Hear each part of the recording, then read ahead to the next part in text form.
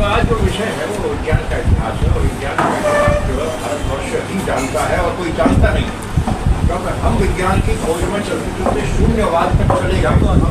शून्य की खोज एक वैज्ञानिक खोज है, वो आध्यात्मिक खोज नहीं है।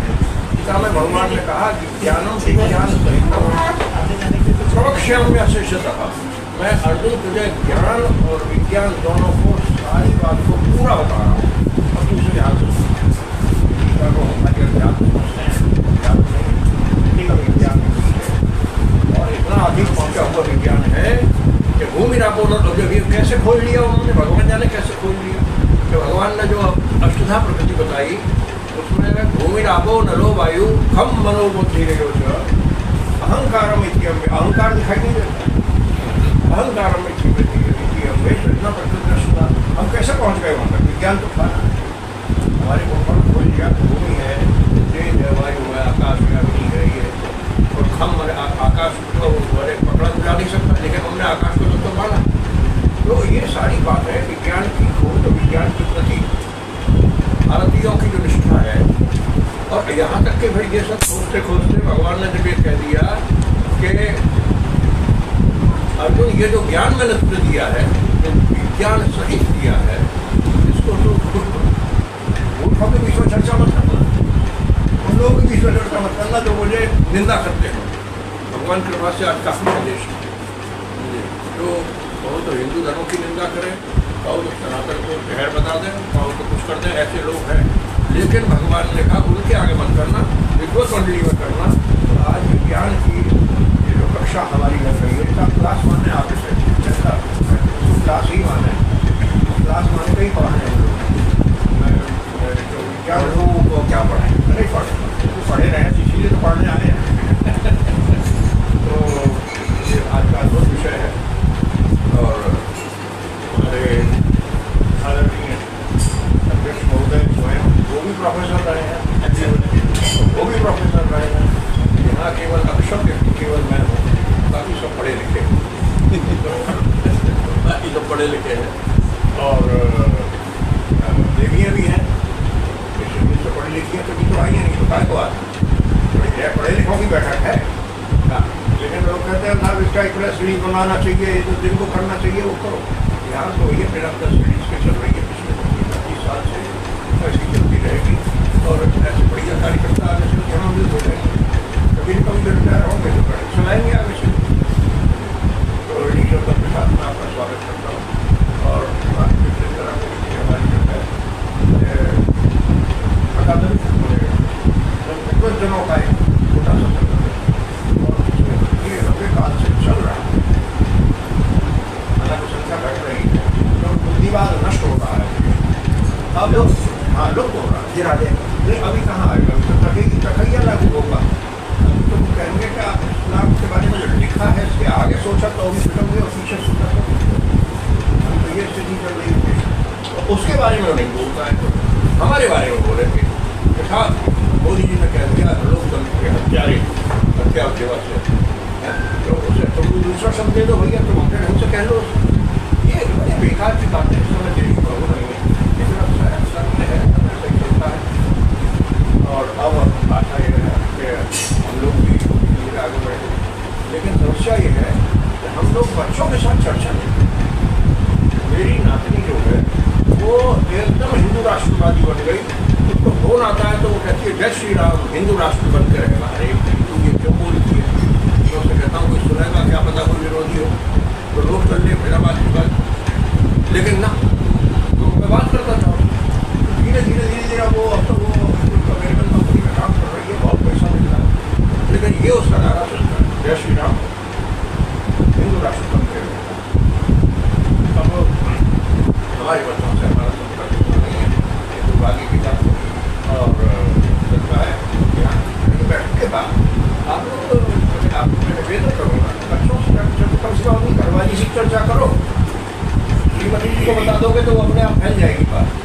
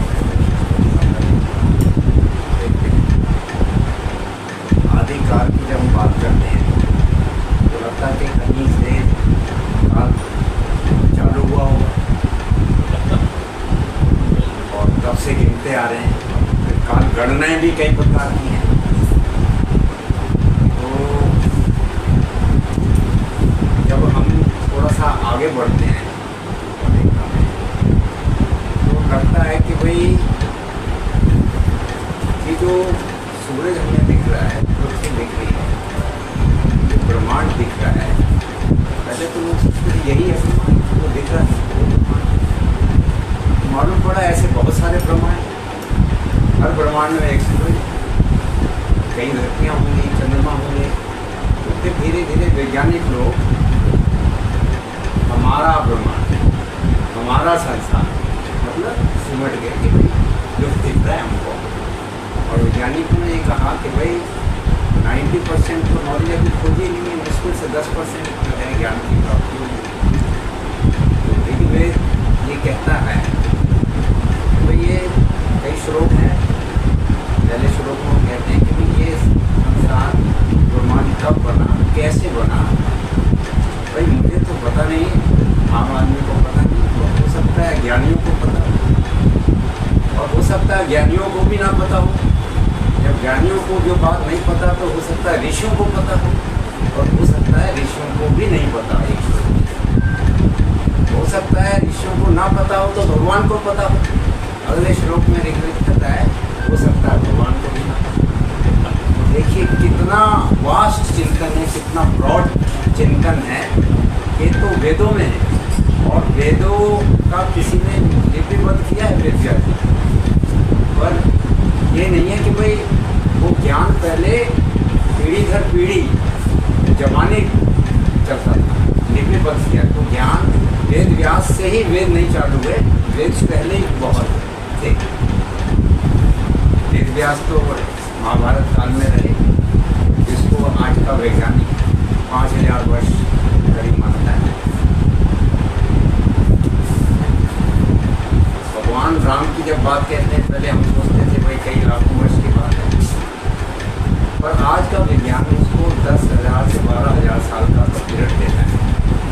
और वो कार्बन डेटिंग, विज्ञान की जो डेटिंग है, आर्कियोलॉजी की डेटिंग है, वो कार्बन डेटिंग है। उसकी सीमाओं से तो परे महाभारत भी है। तो राम के अवतार तो आए नहीं, तो इसका मतलब विज्ञान का जो मॉडर्न विज्ञान हम समझते हैं, उसके घेरे से बहुत सारी चीज़ें बाहर रही, और साक्ष्य के तौर पर बहुत सारी चीज़ें मिल जाती हमें। परंतु हमारा देश जो है वो स्वतंत्र रहा बहुत लंबे अरसे, इसकी जला दी गई, चोरी ली गई, नष्ट हो गई। इसके कारण जो है विलुप्त रहा। हमारे देश पर समझिएगा कि संसार में या अंग्रेज़ों ने जो मॉडर्न विज्ञान में आगे बढ़ रहे थे यूरोप में, उन्होंने कहा कि भाई भारत सोने की चिड़िया, भारत में जाना है। तो सभी जगह से जहाँ जहाँ थोड़ी लोग रहते थे, जहाँ ज्ञान नहीं था, तो लोग भारत आते थे। तो ग्रीक सभ्यता का सिकंदर जहाँ आया, और कहते हैं कि उसने उसको हरा दिया और उनसे पूछा कैसा व्यवहार किया जाए, उसने कहा एक राजा से। ये सत्य नहीं है। अगर ऐसा होता तो सिकंदर लौटता तो जम क्यों नहीं जाता बाबर? निराश हताश होकर लौटा और बीच में मर गया। इतना हताश के बीच में मर गया, इसका मतलब वो जो पढ़ाया गया है वो गलत। और उस समय जो जीनत पर थी, हाई संस्कृति जो थी, वो ग्रीक सभ्यता। अब ग्रीक से पहले कौन सी थी? पुराना थी। 4 सभ्यताएं संसार मानता है। ग्रीक चाइनीज़ को मानते हैं, फिर एक सभ्यता है जिसको सुमेरियन कहते थे, मेसोपोटामिया के बेबीलोनियन इलाके में थी, उसको फिर सुमेरियन कहने लगे। फिर हमारी सिंधु हिंदू आर्य सभ्यता माना जाता है, और चीनी जरा बाद में, तीनों के बाद में सारा कुछ। तो अभी तक यही मानते रहे कि ग्रीक सिविलाइजेशन जो है वो सबसे पुरानी। और 1920-21 में जो एग्जीबिशन हुए, उनसे ये मालूम पड़ता गया आइडियोलॉजी के आधार पर भाई जो भारतीय सिविलाइजेशन है बहुत पुरानी, ये सबसे पुरानी, काफ़ी पुरानी। तो उसको सिंधु सभ्यता कहें, हिंदू सभ्यता कहें, आर्य सभ्यता कहें, तो आर्य शब्द इसमें सबसे पुराना। हमारे राष्ट्र का नाम था आर्य राष्ट्र। और आर्यव्रत देश का नाम बहुत अच्छे से चला है। एक ऋषभदेव नाम के राजा हुए जिनको जैनियों ने प्रथम तीर्थंकर माना। तो तीर्थंकर चूज करते हैं, अभी तक 24 तीर्थंकर हुए। तो जैनी लोग 25वें तीर्थंकर की तलाश में, करीब 2550 वर्ष हो गए। जैनी लोग ये डिसाइड नहीं कर पा रहे कि कौन से महात्मा को हम 25वां तीर्थंकर माने। रावण हर बार शॉर्ट लिस्ट होता है और रावण को डिक्लेयर नहीं कर पा रहे। तो ऐसी परंपरा जैन की परंपरा। तो ऋषभदेव जिनको प्रथम तीर्थंकर माना, वो बड़े प्रतापी चक्रवर्ती राजा थे। उनको वैराग्य हो गया, मुनि बन गए, तपस्या की और बिहार परंपरा घूम घूम करके ज्ञान देने की नवीन नहीं हो। जब वो तो राज तो देना ही था चक्रवर्ती राजा, तो उनके दो पुत्र थे, एक भरत और जो जड़ भरत के नाम से प्रसिद्ध है, और दूसरे बाहुबली जो सबसे ऊंची प्रतिमा बनी थी साउथ में, इंदिरा गांधी ने देखना किया था। तो साउथ में उनको गोमकेश्वर के नाम से जाना जाता। भरत थे, अंतर्मुखी थे और वो कुछ बोलते कम थे, और जब राज हुआ तो सब कुछ करना है। राज ऐसा उन्होंने इतना बढ़िया किया कि वो इतने चक्रवर्ती राजा हो गए। और लोग ताजुब में थे कि भाई ये जो अंतर्मुखी है, जिसको हम सोच रहे हैं जड़ है, और ये जड़ में इतनी चेतनता पा गया। इतने प्रभावित हो गए कि उन्होंने एक वर्ल्ड रिकॉर्ड बना दिया। देश और राष्ट्र का नाम ही बदल गया। आर्य राष्ट्र से वो भरत राष्ट्र हो गया। आर्यव्रत देश से भरत देश हो गया, भारतवर्ष हो गया। तो भारत का जो नाम है तब से अभी तक चला। नेहरू को जो जितना अल्पज्ञान था, तो उनको यही था कि भाई शाकुंतला के लड़के का नाम भरत था, उसके नाम से भारत। जितना अध्ययन जिसका होगा उतना होगा, तो जान के तो गलती करना नहीं, जान के तो नेहरू ने भी नहीं की, थोड़ी की। तो ज़्यादा गलतियाँ जान के नहीं करता आदमी, तो ज्ञान के आधार पर अपने पढ़न पाठन के हिसाब से करता। अब हम सब ये ब्रह्मांड से आगे चल करके संस्कृतियों पर जितनी भी ये जो सभ्यता है 4 महीने का, ये सब घाटियों में क्यों कि जहाँ पानी है, पानी जीवन है। तो ये वहाँ से क्या सभ्यता हुई, और हमारी जो सभ्यता है जिसको हम हिंदू सभ्यता कहते हैं, आर्य सभ्यता कहते हैं, वो प्रारंभ।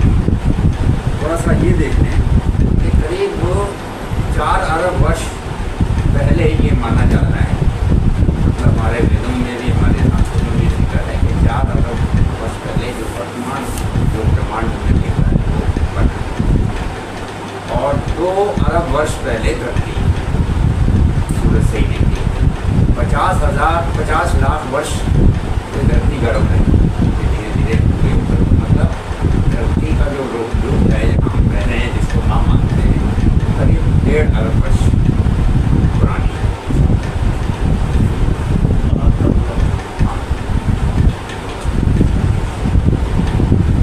तो अगर ये जो आज से अगर कालगणना के अनुसार जो रूप लिया है, उसका कहते हैं ब्रह्मांड का जो काल है 1 अरब 96 करोड़ 8,53,082 वर्ष लगभग।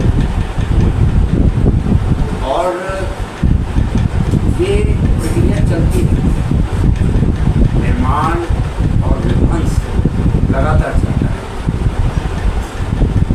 मैंने ये जो पुस्तक लिखी science and scientist in India, जो मॉडर्न साइंस के हमारे जब हम भारत में क्या थे, एक दूसरी पुस्तक की है history of science and scientific. मैं यही लिख रहा था, तो लिखते लिखते मेरे पर काफ़ी सामान फैला हुआ था। एक पब्लिशर आ गए, माने बजरंग लाल जी जो नॉर्थ इंडिया में सन के, उनके साथ आगे कि नहीं भाई इतना लिटरेचर है, ये है, क्या कर रहे हो? मैंने कहा लिख रहे हैं हिस्ट्री। मैंने कहा भारत की विज्ञान की हिस्ट्री मुझे दे दो। मैंने कहा वो तो इसका पार्ट होगा संसार के विज्ञान का। उन्होंने कहा कहते जी आप दो या ना दो, मैं आपको लिख कर के अभी दे रहा हूँ कि science and scientist in India मुझे निकाल दो, और ये किताब जो मुझे मैटर होगी वो आप अपनी किसी भी किताब के अंदर ले लें। तो इस तरीके से इसका जो हमारे संघ से सीखा अंदर तो यही था कि ये प्रमेय है विज्ञान के इतिहास। तो ये इस प्रकार निकला। अब मैं आ रहा हूँ कि भाई 10,000 वर्ष 12,000 दिल्ली में एक रामायण काल के ऊपर एक 4-5 दिन की पुस्तक थी कि कब का है। तो विभिन्न पेपर की तो 10-12 साल स्पष्ट मान लिया, पर कहीं कहते भाई लाखों वर्ष करते करते 10-12 तो मान लिया। 10-12 जो है कार्बन डेटिंग के भी बाहर गीता है, इसलिए 5,000 साल तो मानना ही पड़ रहा है सब। गीता की भी वो जो काल है वो भी कार्बन डेटिंग की वजह से बाहर है। तो जो हम साइंस कहते हैं, कार्बन डेटिंग कहते हैं, वो उससे पार तो बहुत सारी चीज़। तो भगवान कृष्ण ने गीता के दूसरे अध्याय में कहा है, नासतो विद्यते भावो ना भावो विद्यते सदा। Meaning thereby what does not exist cannot come into existence, and what exists cannot be destroyed. फिर क्या ये कहते हैं मैनिफेस्टेशन है, अंग्रेजी में उसको कहते हैं मैनिफेस्टेशन, मतलब रूप बदलना। चीज़ कोई ख़त्म नहीं हो रही, कोई पैदा नहीं हो रही, अलग अलग रूप बन रहे हैं, नई नई चीज़ें बन रही हैं, पुरानी चीज़ों से मिलकर के पुरानी चीज़ एलिमेंट्स मिक्सचर कंपाउंड बनते हैं। ये बनने की प्रक्रिया कितनी पुरानी है वो मैंने ऋग्वेद के बाद बताई कि इसका आधा तो नहीं मालूम पड़ा, पर जितना मालूम पड़ता है कहते हैं भाई यहीं से चालू। भाई मेरी नॉलेज में तो ये है, यहाँ से चालू।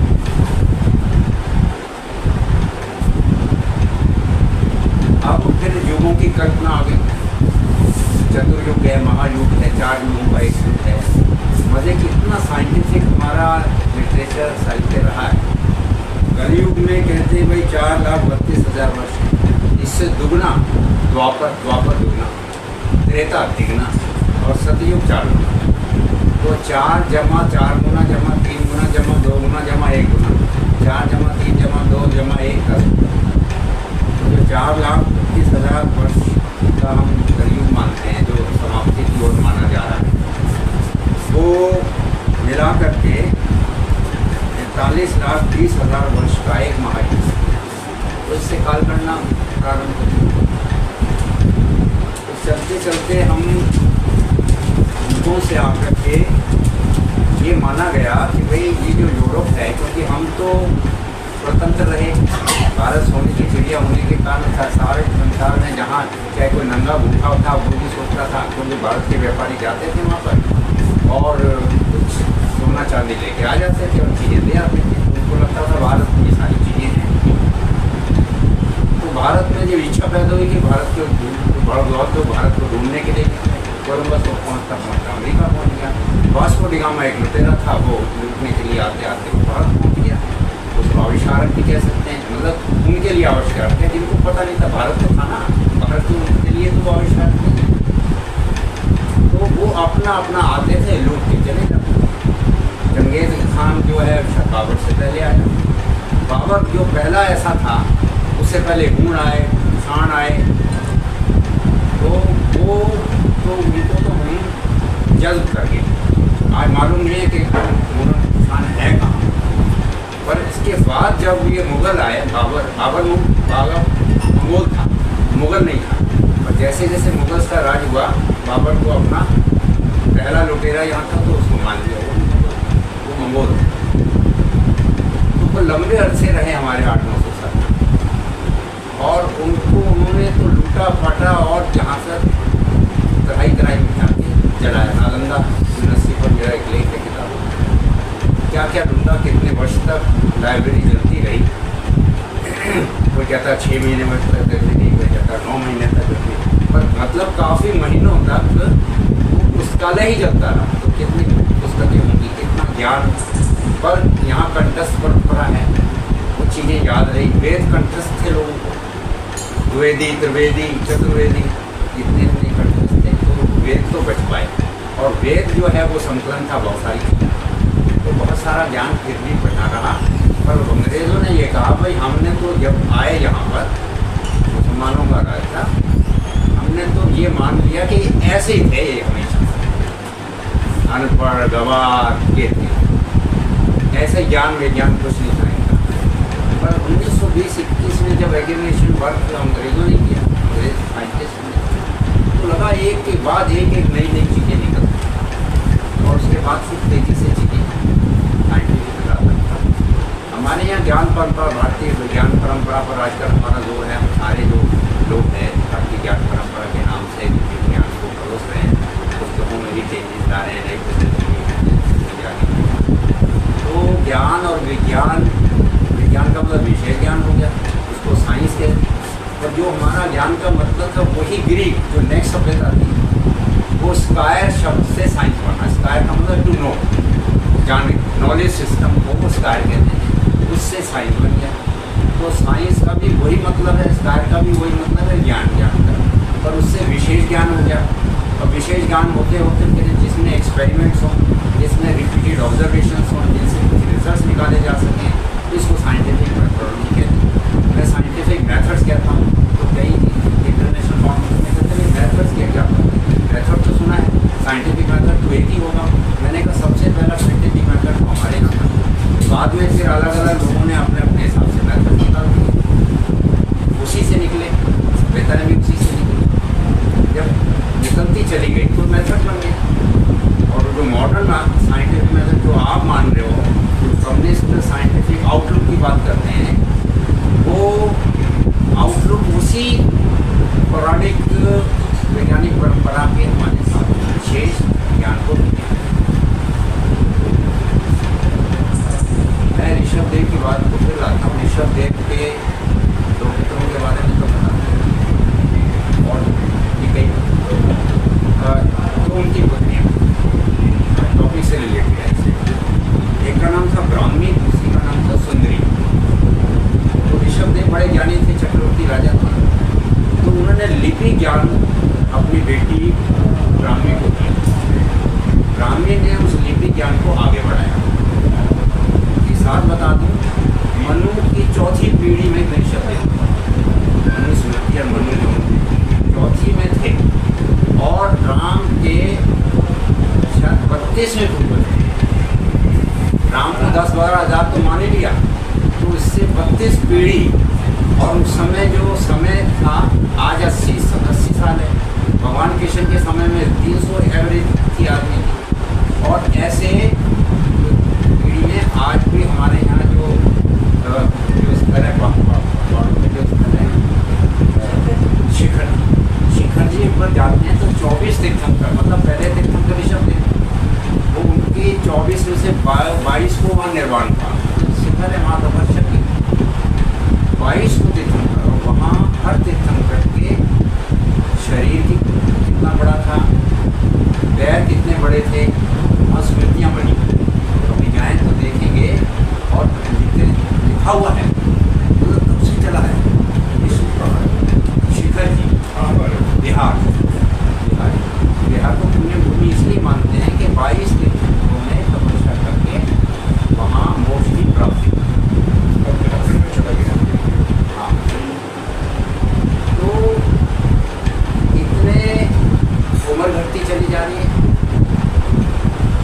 मतलब राम को भी ना मानने वाले एक दफ़ा सुप्रीम कोर्ट में कांग्रेस ने लिख करके दे दिया कि भाई ये तो राम तो हो ही नहीं, काल्पनिक है। अगले दिन आरएसएस ने शाम को सूचनाएं दी, सूचनाएं दी, नेक्स्ट दिन जो सारा दिल्ली जाम था। ऐसा जाम कोई सोच ही नहीं सकता जितना जाम था, तो उनको विड्रॉ करनी पड़ी। सुप्रीम कोर्ट को लिखी हुई बात विड्रॉ करनी पड़ी। तो ब्राह्मी लिपि, पहली लिपि ऋषभ देव ने उनको सिखाई थी। अलग अलग हम देश बहुत बड़ा था, लेकिन हमारी शाखा पर 97 साल के सिलसिले रोज आते हैं, 97 साल में रोज आते हैं, मैं भी रोज आता हूँ, पिछले 76 साल से रोज शाखा जाती है। तो इतने ज्ञानी हैं, वो बताते हैं कि ये जो सारा संसार है, रशा, वो रशा कहते हैं, रशा ही हमारे ही संस्कृति का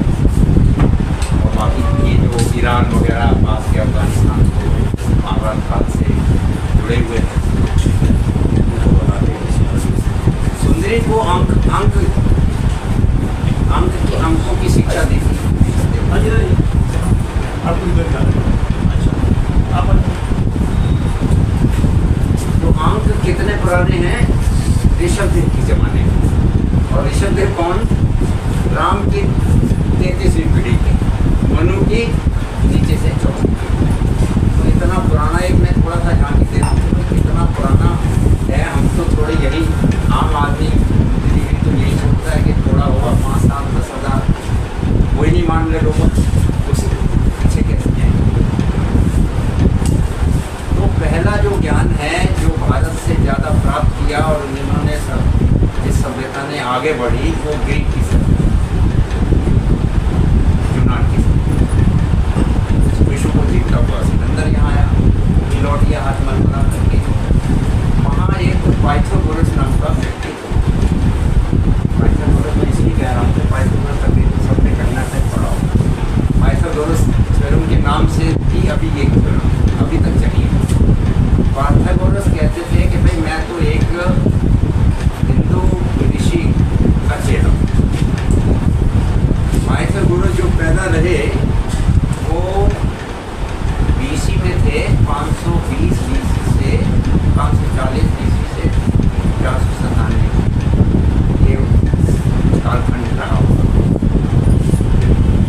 पाइथागोरस थ्योरम क्या है? इससे पहले 800 बीसी में, ये तो वो 500 बीसी, 800 बीसी में बोधियान नाम के हमारे विद्वान थे।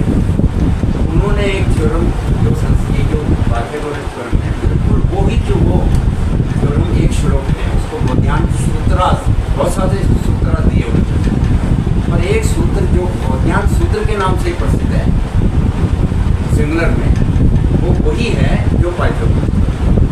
वो उस सूत्र का संस्कृत की जगह मैं हिंदी में बताता हूँ। कहते हैं एक आयत वो बना, एक आयत का जो त्रिज्या है वो बना सकती है जो दोनों भुजाएं मिलकर के बना, मतलब ये ट्रायंगल बन गया, इस बना सकती का मतलब स्क्वायर बना सकता है, वर्ग बना सकता है।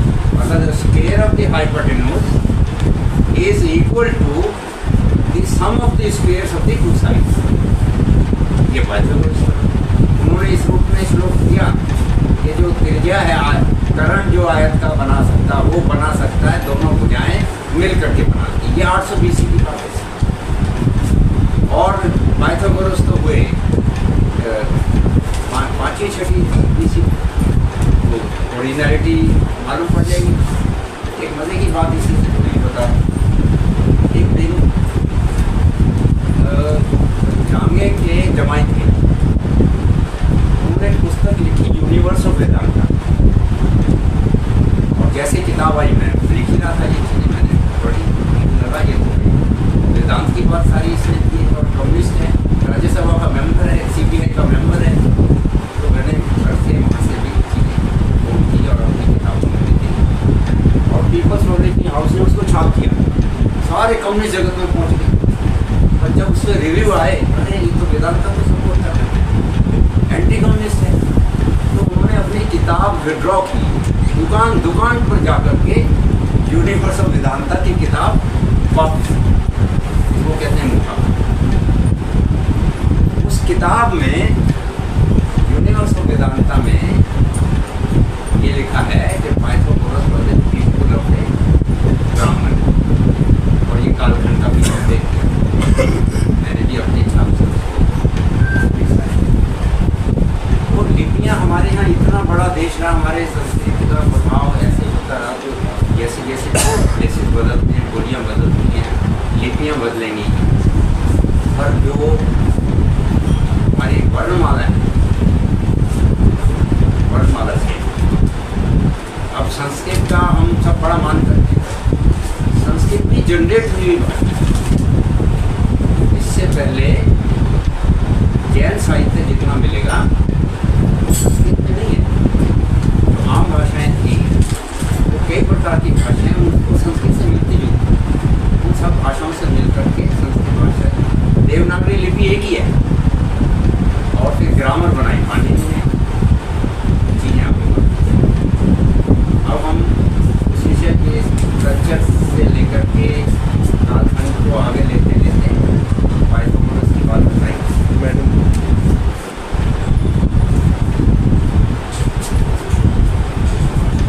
तो हमारे शास्त्रों में कभी भी कोई चीज़ें शॉर्ट में आएगी, ज्ञानियों के पढ़ने की चीज़ें पढ़ते पढ़ते वो एक्सप्लेन करते करते शॉर्ट में आ जाती है, श्लोकों में आ जाती है, ज्ञान विज्ञान में आ जाती है। पर 1920 जो इंग्लिश वर्क हुआ उसके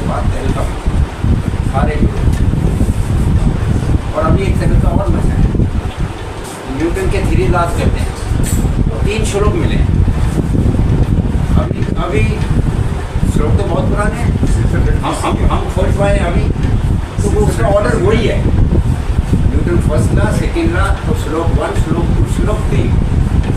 और हम भी सोचते थे, हमने भी अपनी किताबों में भी लिखा, जब संसार का इतिहास लिख रहे हैं तो वेस्टर्न का, यूरोप की तो बात करेंगे, पर जैसे जैसे खोज आ रही उसको काउंटर करते जा रहे हैं।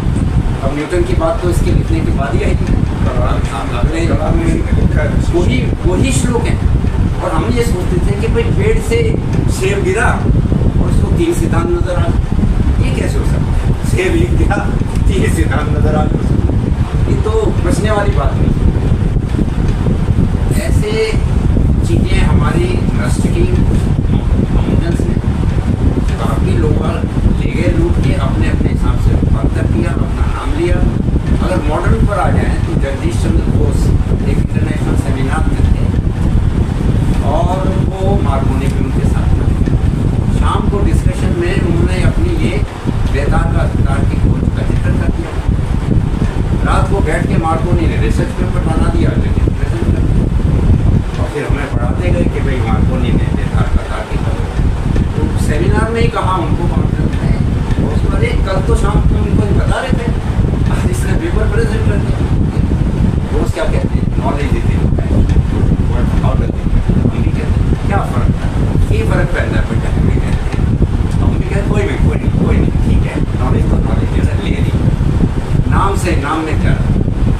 तो हमने कभी कॉपीराइट की बात की, पर अब जब कॉपीराइट की बात सारे संसार में होगी, व्यवस्था आ गई, तो हमारे साइंस लगातार कॉपीराइट ही।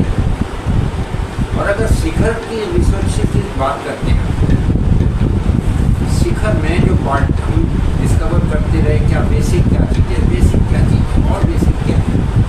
इलेक्ट्रॉन को एटम पर गए, कणाद हमारे ऋषि रहे, उन्होंने एटॉमिक ज्ञान दिया।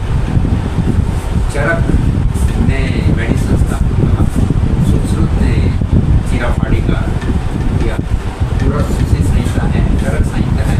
अभी चरक के नाम से उत्तराखंड के अंदर एक किसी दोस्त से हमने चरक गाँव में उनकी स्मृति बनाई। तो इतनी पुरानी चीज़ें हैं, पर वो हिलमिल हो गई हैं, लुप्त हो गई हैं। ये चैलेंजेस हमारे सामने, चैलेंजेस सिक्योरिटी के भी हैं, वो अब ज़्यादा हो रहे हैं, परंतु चैलेंज तो बौद्धिक भी है, उनको भी तो मीट आउट बौद्धिक स्तर पर ही करना पड़ेगा। तो अब बेसिक पार्टिकल का ढूंढने में लगे सारे विज्ञान, बेसिक में, क्योंकि बेसिक है क्या। तो बेसिक पे पहुँचे, एटम के बाद इलेक्ट्रॉन, प्रोटॉन, न्यूट्रॉन पे पहुँचे, उसके बाद यात्रा और आगे बढ़ी। तो पार्टिकल्स हुए बोसोन, एसएन बोस नाम के हमारे वैज्ञानिक रहे। अभी मॉडर्न वैज्ञानिकों में एक मेरे किताब में चैप्टर मॉडर्न साइंस, हम पुराना गाते रहेंगे ना, तो जो पुरानी हमारी दास प्रवृत्ति है, वही कहते हैं क्या है बात है, पुरानी बात करते हैं, उसको तो छोड़ो ना, उसी को लेके बैठे। तो मॉडर्न साइंस में भी हमारे वैज्ञानिक बेसिक पार्टिकल संसार का माना गया है, बोसोन उसमें है, वो आपने आइंस्टाइन के हिसाब से डॉक्टर्स के। इसी तरह से अगर हम जाते हैं बायोलॉजिकल साइंसेज की तरफ, बायोलॉजिकल साइंसेज में डार्विन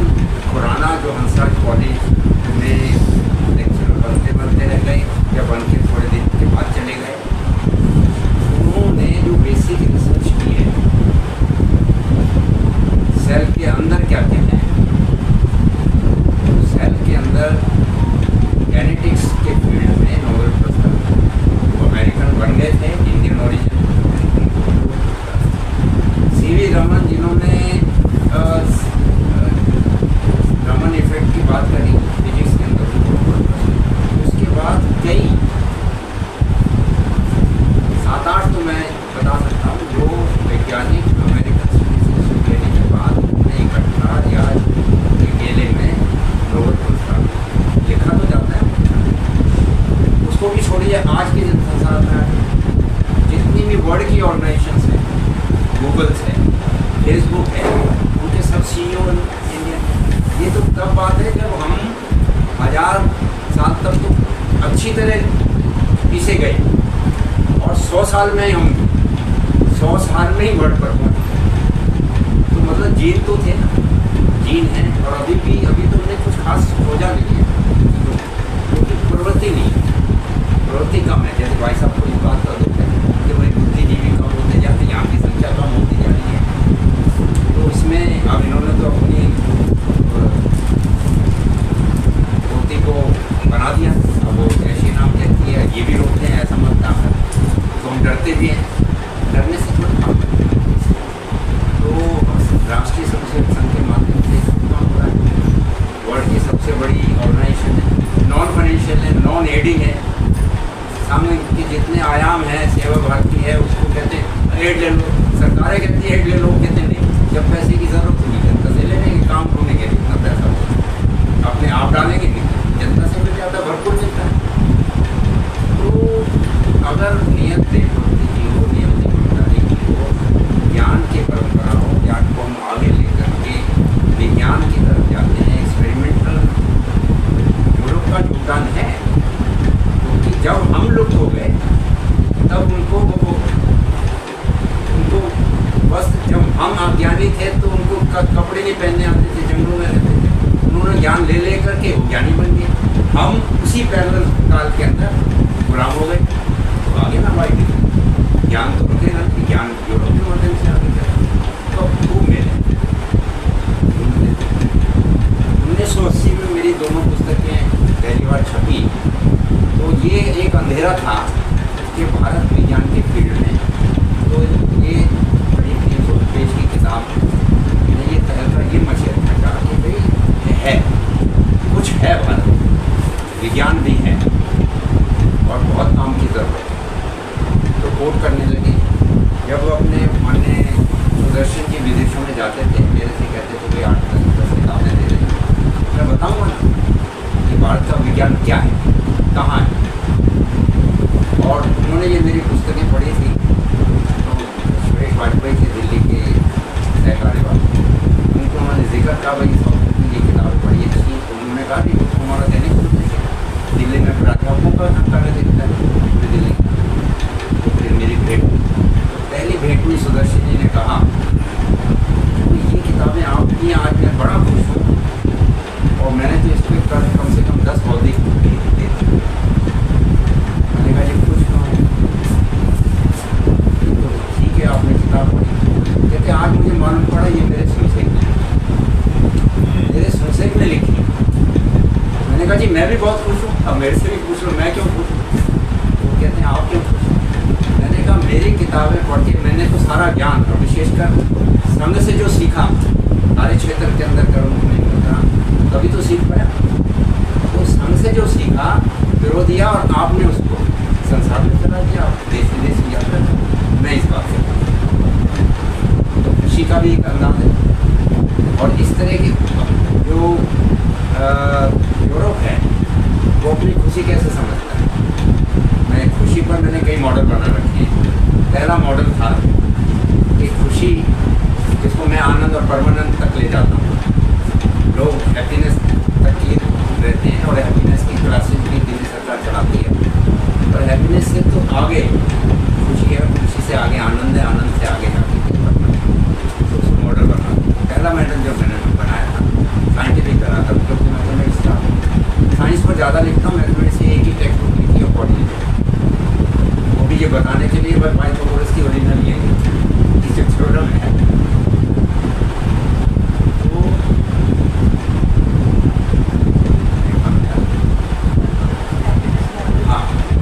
पहला मॉडल साइंटिफिक मॉडल, जैसे जैसे happiness is directly proportional to the worldly possession. संसार में कहा जैसे जैसे बढ़ेगा, और मैंने कहा उसकी एक लिमिट के बाद में घटना चालू है। वर्ल्डली पोजेशन एक लिमिट के बाद डाउन जाएंगे। तो हम देखते हैं and inversely proportional to wants. इच्छाएं अगर बढ़ जाएंगी तो सुख कम हो जाएगा, इच्छाएं कम हो जाएंगी सुख बढ़ जाएगा, इच्छाएं ज़्यादा हो जाएंगी तो वो डिनोमिनेटर में आ गया। तो remove the sign of proportionality, we introduce a constant. तो पहला फार्मूला आया कि happiness is equal to a constant times worldly possession divided by wants. तो आगे लगे वांट्स के साथ साथ वरीज भी आगे डिनोमिनेटर, वरीज भी वही काम करती थी जो वांट्स काम करते। ऊपर जो है जो वर्ल्डली पोजेशन थे उसके साथ में गुणांक के रूप में एक और एलिमेंट आ गया, योग आ गया। और योग जो है वो एडिशन नहीं है, जो एक्सरसाइजेस को आम जनता सारी दुनिया ने पास तो कर दिया योग की, वो एक्सरसाइज को योग समझ लिया। पर हमारा योग जो है शारीरिक, मानसिक और आध्यात्मिक 3 चीज़ों का जोड़ है। शारीरिक में सारे फिजिक्स, केमिस्ट्री, मैथमेटिक्स वगैरह सब बात। तो ये ज्ञान परंपरा लेती जो यात्रा है लगातार आगे चलती जा रही है और हम यहाँ पहुँचे हैं कि न केवल हम पहले विश्व गुरु थे, अब स्वतः ही निकलने लगा है कि विश्व गुरु बनने वाले। ऐसा नहीं मोदी जी के मन में आया है, बन रहे हैं, प्रक्रिया बनती हुई तो नज़र आ रही है। एक उम्मीद एक्स्ट्रापोलेशन तो होता ही, वो बन रहे हैं और उसको लोग पहचान भी रहे हैं। इंटरनेशनल एक प्लेटफॉर्म में यूपी में कॉन्फ्रेंस में था, दिल्ली में 5 दिन की कॉन्फ्रेंस हुई। तो जैसे मैं आया तो सेमिनार की जहाँ बुझ चुके थे, लेकिन ये तो अमेरिकन साइंस आपको 2 दिन से जो science in India, science in India, तो कहते हैं वेयर वर यू, वो कहते हैं where were you, we are locating I were. तो सबको ये ताजुब हुआ कि एक छोटे से सुनस्टेट को ढूंढ रहे हैं अमेरिकन साइंटिस्ट। क्यों ढूंढ रहे हैं? तो साइंस इन इंडिया को ढूंढ रहे हैं, नेमफा देन को नहीं ढूंढ रहे, ज्ञानी को तो ढूंढना था। तो ये ऐसा फील्ड खुल गया है और इस फील्ड में वैदिक गणित जो है वो पॉपुलर हो गया। वैदिक गणित की चीज़ें बता दो, वो भी विज्ञान के इतिहास से जुड़ी है। वैदिक गणित एक शंकराचार्य हुए हैं 1962 में, उनका ध्यान द्वारका में उन्होंने 16 पुस्तकें लिखी मैथमेटिक्स और सूत्र रूप में। और जब 16 के 16 सूत्र हुए, उनकी आंखें चली गई और वो पब्लिश नहीं हुई और चेला लेके भाग गए। आज भी जब मुसलमान हमारे इतने ज्ञान को लेके चले गए तो एक चेला लेके भाग जाएगा तो कुछ ताजुब तो है। तो उसकी ढूंढ पड़ रही है, आज तक पड़ रही है। पर स्वामी जी जो जगत गुरु शंकराचार्य थे, उन्होंने कहा ये तो ज्ञान दस हो गया इतने, तो मैं चलो अंधा तो हो गया हूँ, पर मैं अब तक एक समरी डिक्टेट कर रहा हूँ। मैथमेटिक्स को डिक्टेट कैसे कराया जाए? अब सोचिए जैसे 16 पुस्तकों की समरी जगत गुरु शंकराचार्य ने कहा मैं डिक्टेट करा, तो डिक्टेट में जितना सार आएगा आप समझ सकते। तो उन्होंने एक डिक्टेट करा, डिक्टेट कराने के बाद वो जो डिक्टेशन है बनारस हिंदू यूनिवर्सिटी के सामने आ गई। आप जैसे बनारस हिंदू यूनिवर्सिटी कमाल है, ये डिक्टेटिव समरी है। जैसा भंडार बनारस हिंदू यूनिवर्सिटी ने खुद छापा और उसका टाइटल रखा 16 सिंपल फॉर्मूले ऑफ मैथमेटिक्स और वैदिक। तो वैदिक मैथमेटिक्स नाम दिया बनारस हिंदू यूनिवर्सिटी ने 16 की गुम हुई किताबों के टाइटल्स को लेकर के और डिक्टेटेड समरी। वो पहले बनारस हिंदू यूनिवर्सिटी, बाद में फिर मोतीलाल बनारस से छापती है और उसी से वैदिक गणित। एक London school of technical institute से विद्वान आया हमारे PGD कॉलेज में, मैंने बुलाया। वो कहता I will not like to call this is Vedic mathematics because there is no sources are there in there, we call it Vedic mathematics, I won't call it. And then he said I will call it Shankaracharya. Shankaracharya doesn't matter, ज्ञान ज्ञान है जैसे हमारे पास। तो वो Shankaracharya mathematics पर वो वैदिक मैथमेटिक्स के नाम से वेद से कनेक्ट करने में उसमें दिक्कत आ रही है। पर ये ज़रूर लगता है, जैसे हमको बात करते हैं भाई लगता है आप भारत से विदेश में जब जाते हैं, मैं पत्नी के साथ भी 10-12 देशों में गया, वहाँ मैंने देखा कि बीच बीच में थोड़ा हमारी तरफ कान लगा करके लोग सुन रहे हैं।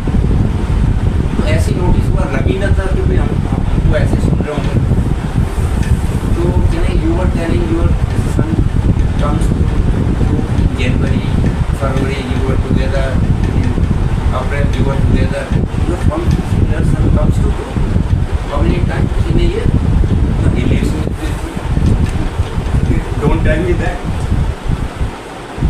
तो मतलब वहाँ है ही नहीं है। तो फिर हम दोनों जरा जोर जोर से बातें करते थे और वहाँ रिसेप्शन पे करते थे कि भाई जो लोग के पास प्यासे हैं तो जरा भारत ज्ञान की बात कर रहे हैं। तो इतना अपार भंडार है, इतनी गुंजाइश है, इतने काम करने की गुंजाइश है। हम सब अलग अलग क्षेत्रों के अंदर काम कर रहे हैं। हमारा जो मॉडर्न साइंस है, हमारे ज्ञान परंपरा में इंटर को उससे निकालना है, निकालते जा रहे हैं, लोग काम कर रहे हैं पर उस स्पीड से। पर अभी जितना निकाल पाए हैं और वो जो हमसे संस्कार लेकर के हमारे बच्चे गूगल्स में और फेसबुक पर काम कर रहे हैं, संस्कार तो हमसे भी कहीं ना कहीं उनके मन में जीन में तो है, और है तभी तो वो वहाँ कमाल दिखा रहे हैं। तो वही ऋषियों की परंपरा है। और आप जो उसका संस्कार किए हैं, कई दफ़ा हम आप जैसे लोग के बच्चे सुनते ही नहीं हैं, सुन रहे हैं भाई, उनकी हार्ड उसमें जा रहा है। आप देते रहो, चीट न्यूज़ दे रही है, कोई सुने ना सुने, जी भी तो न्यूज़ दे रही है ना, डीडी न्यूज़ भी दे रही है, तो आप दिए जाओ, कभी तो उठेगा। एक दफ़ा अशोक होटल में एक दीनदयाल उपाध्याय कॉलेज का 3 दिन का सम्मेलन चल रहा था, तो मैं तो न्यूज़ स्पीकर नहीं था, मैंने ऐसी एक चिट दी थी भाई आई स्पीक। अब उस समय जो भी वहाँ पर सत्र का होता है, समय बचता है, बोलते बोलते मुझे अचानक ये ध्यान आया कि जो समस्या है बूढ़ों की बात जवान नहीं सुन रहे, बड़े बड़े दुखी हैं। जवान जो पा देते हैं वो बड़े खुश हो जाते हैं कि भाई मैंने दादा से किया, मेरे दादा ऐसे, मेरे दादा ऐसे, तो फिर सहपाठी कराते हैं कि भाई जरा अपने दादा के दर्शन को करा दो, कितने दादा की प्रशंसा करते हो। तो मेरे मन में क्या सोचा, मैंने कहा भाई बच्चों, यहाँ कुछ सफ़ेद बाल वाले नज़र आ रहे हैं, कुछ काले बाल वाले। भारत की युवक जनता इतनी है कि कुछ दिनों में सफ़ेद बाल वाले नज़र नहीं आएंगे, ढूंढते रह जाओगे सफ़ेद बाल वाले,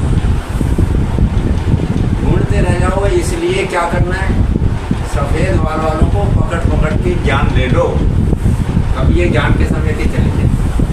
और सफ़ेद बाल वाले काले बाल वालों को पकड़ के ज्ञान दे दो चैनल्स की।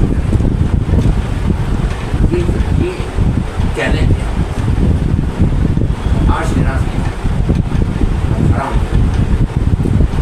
वो काफ़ी लंबा चौड़ा टॉपिक था, तो इसमें गहराइयों में जाएंगे तो एक बात और कह देता हूँ जो हम सब में थोड़ी सी, एक किताब, इस किताब में एक चैप्टर है फोटोसिंथेसिस का, उस पर मैंने थोड़ी रिसर्च करके एक प्रोसेस निकाला है, ऑक्सीनेट, ऑक्सीजन और नेम मेरा नाम ऑक्सीनेट क्या है। हम कहते हैं कि भाई रात में पौधे जो हैं वो दिन में ऑक्सीजन देते हैं, रात में कार्बन डाइऑक्साइड, इसलिए रात को पेड़ों के नीचे मत सो, ये हमारी परंपरा चल रही है। पर ऐसा कैसे है कि भाई रात में वो पेड़ों को कैसे मालूम पड़ता है कि रात को कार्बन डाइऑक्साइड देती है, दिन में वो देती है, इसकी साइंटिफिक बेसिस है। तो साइंटिफिक बेसिस जो ऑलरेडी फोटोसिंथेसिस प्रोसेस डिस्कवर हुआ हुआ है वहाँ है कि जो क्लोरोफाइल हरे रंग का जो पदार्थ होता है पत्तों पर, वो जब सूरज की किरणें हरे पत्तों पर पड़ती है, क्लोरोफाइल पे पड़ती है, तो क्लोरोफाइल की प्रेजेंस में पौधे जो कार्बन डाइऑक्साइड निकालते हैं वो टूट जाती है ऑक्सीजन में, और कार्बन वही रह जाता है और ऑक्सीजन एटमॉस्फेयर में चली जाती है। रात को सूरज नहीं होता तो वो हरे पत्तों पे पड़ती नहीं है, तो वो जो उससे निकली हुई कार्बन डाइऑक्साइड है वो कार्बन डाइऑक्साइड ही निकलती है। तो पौधों से भी दिन रात कार्बन डाइऑक्साइड छोड़ते हैं मोटे तौर से, कैसे तो बहुत होती है, पर हम जैसे कहते हैं हम ऑक्सीजन लेते हैं, कार्बन डाइऑक्साइड छोड़ते हैं, वैसे ज़्यादातर उसमें नाइट्रोजन होती है जो हम छोड़ते हैं 80%, और फिर भी मोटी तौर से जो कार्बन डाइऑक्साइड और ऑक्सीजन की इम्पोर्टेंस समझ रहे हैं, तो पौधे भी वही काम कर रहे हैं जो हम कर रहे हैं, पर उनके अंदर क्लोरोफाइल है। सूरज की किरणों से वो जो दिन में निकली हुई कार्बन डाइऑक्साइड है CO2 वो टूट जाती है ऑक्सीजन और कार्बन, ऑक्सीजन हमें मिलता है। इससे कॉरोलरी क्या निकली, संख्या सूचक के नाते हम रोज शाखा जा रहा, सुबह सुबह अंधेरा होता है जब शाखा लगती है, तो मैं देखता था कि भाई पत्ते से नाप लगा के सुबह 4:30 बजे लंबी लंबी सांसें, मतलब प्योर कार्बन डाइऑक्साइड को सूंघ रहे हैं, ये सोच के कि हम ऑक्सीजन लें। और ये पूरे भारत मुझे लगा कोई फोर्स बनानी चाहिए, तो ये फोर्स बनाई दिल्ली में कम से कम 10,000 लोग इस काम में लगे हुए हैं कि भाई ये जो ऑक्सीजन पौधों से तब निकलेगी जब सूरज की किरणें होंगी। तो इसलिए जब सूरज हो तब पार्कों में जाना है, और जब सूरज ना हो तो पार्कों में नहीं जाना। और हम क्या करते हैं, अपने बच्चों को लेकर रात को 9, 10, 11 बजे तक बैठे रहते हैं, हरी हरी घास है, खूब कार्बन डाइऑक्साइड निकल रही है, कहते हैं यार मज़ा तो आता है। मैं जब रोकता हूँ कि भाई रात को मत रहो, कहते हैं नहीं मज़ा, शांति शांति उसकी ठंडक से मिलती है। हाँ, पानी का छिड़काव हो रहा है, टेम्परेचर सूरज नहीं तो टेम्परेचर उससे नहीं मिल रही, घास से कुछ नहीं खा रहा। तो इसलिए इससे कोरोनरी मैंने प्रचार किया कि भाई सूरज हो तो पार्कों में जाओ, जंगलों में जाओ, सूरज ना हो तो मत जाओ। ये छोटी सी बात है परंतु है बड़े ज्ञान की, क्योंकि हम वहम में जी रहे, सारा संसार जी रहा। और यूरोप वगैरह में सूरज कम है, इसलिए ऑक्सीजन कम है, आर्टिफिशियल ऑक्सीजन पर है, छोटे छोटे सिलेंडर भी लेके चलते हैं लोग, यहाँ पहाड़ों पर चलते हैं, वो शहरों में भी चलते हैं, जब कई महीने तक चल रहे हैं। ये छोटी छोटी बातें जीवन से जुड़ी हुई हैं, ज्ञान विज्ञान से है, विज्ञान तो शब्द निकले ही है, और हमारा तो ज्ञान परंपरा से ही बात है, हम भी उसको मान लेते हैं। और साइंस का जो ओरिजिनल शब्द है, इजिप्ट ओरिजिन का वो स्कायर है, उसका मतलब भी ज्ञान है, विज्ञान नहीं है। पर विशेष ज्ञान को हम विज्ञान मान लेते हैं, बड़ी जल्दी अडॉप्ट करते हैं, हमारे ज़्यादा कंट्रोवर्सी में नहीं पड़ते हैं। हाँ, तो ये बात है जी,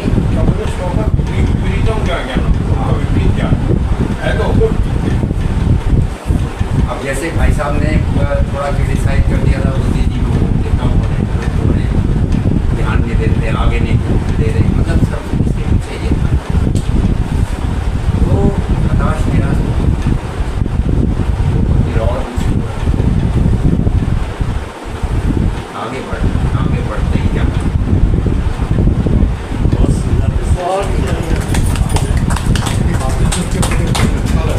विषय है। और देखिए, जैसे आपने कहा, फोटोसिंथेसिस हम लोग जो कमांडो होते हैं, जो अपने ट्रुप्स को कहते हैं वो फोटोसिंथेसिस के लिए छुप जाओ तुम, फोटोसिंथेसिस जवानों को छुपने के लिए कहते हैं।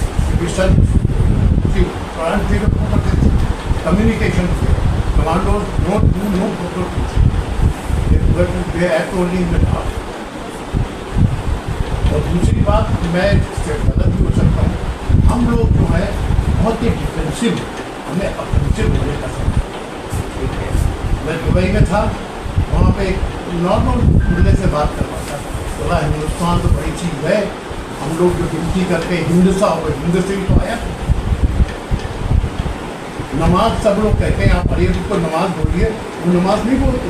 ये नमाज हमारा वर्ड है, संस्कृत टेक्नोलॉजी का नमाज, आज झुको, आज प्रेयर को नमाज, लेकिन हम लोग कहते हैं मुसलमान। और हमें डिफेंसिव नहीं रहने का बहुत, अगर हिंदुत्व को बचाना है तो हमें ऑफेंसिव होना। हमारे भगवान राम ने एक इतनी बड़ी गलती की, मोहम्मदी आज भी करते हैं, वो लंका को जीत के अयोध्या में मिलाना चाहिए था। हम 3 बार पाकिस्तान से जीत के वापस कर देते भगवान राम को। कुछ काम हमने भी तो करने। मैं बताऊँ, अभी उत्तर प्रदेश में क्या हुआ, लोगों ने कहा मोदी की वजह से जीत जाएंगे, लोगों ने वोट नहीं दी। अगर ये अप्रोच रही तो 27 में यूपी में बीजेपी गवर्नमेंट नहीं आएगा। कुछ टाइम नहीं, प्रश्न हो तो कोई 1-2 बात रहेगी। आज भी गूगल में पढ़ लीजिए, हमारे एमएलए कह रहे हैं वहाँ कि अगर ये अप्रोच रही तो हमारे हाँ जी, आप चारों तरफ टेस्ला का ही बोल रहा है, ये युग जो है वो टेस्ला का चल रहा है। इसने कहा था 369 नंबर, क्या कौन टेस्ला नंबर, तो क्या टेस्ला भी हमारे किसी वैज्ञानिक जैसे या कहीं वो हमारे विंडो का कुछ चुरा के तो नहीं ले गया? मुझे तो ऐसा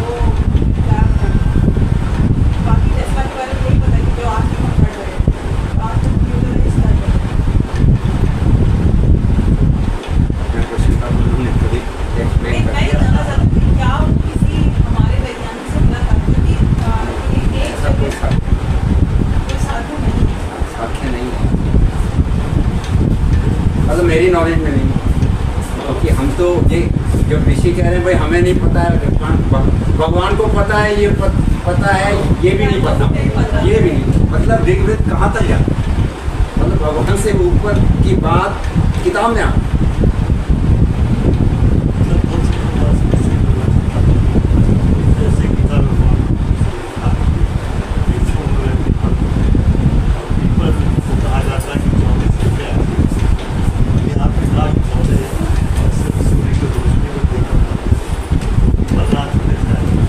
ये मैं अभी ऐड ही करना चाह रहा था, पर अच्छा है आपने। देखिए जो घने पेड़ होते हैं, घने पेड़ में पीपल, बड़ और नीम, ये 3 कैटेगरीज आती हैं। उन्हीं में पेड़ों में वो घने होने के कारण वो पीपल की बात करते हैं। अब पीपल अगर ये हमारा मापदंड है कि वो 24 घंटे ऑक्सीजन देता है, हम जब छोटे थे पीपल के पेड़ के नीचे हमारी माँ नहीं सोने देती, नहीं सोने देती, और वो कहती थी भूत है। भूत का मतलब क्या हुआ? कार्बन डाइऑक्साइड है, निरी कार्बन डाइऑक्साइड है, वहाँ पर जकड़ जाएगा, आपका शरीर जकड़ जाएगा। पर ये भी ऐसा आया क्यों हमारे शास्त्रों में कि भाई ये मैं पेड़ों में पीपल हूँ तो पीपल के प्रति श्रद्धा हो गई। आज हम माँ बाप की इज्जत ना करें, पीपल पे चढ़े जाते हैं। और पीपल पर मैंने ये देखा है कि सुबह सुबह मुसलमान बच्चे आकर के हमारे चढ़ाव को लूटते हैं, झगड़ा होता है उनके बीच में। आदर्श नगर में मैंने देखा उनकी मारपीट होती है, क्योंकि हम तो छोड़ कर चले जाते हैं अपनी इच्छा पूरी करके कि पीपल देवता को दिया है, उनको मार पीट रहा है, उनको तो जहाँ भी मिलेगा मार लेंगे। तो ये एक डार्क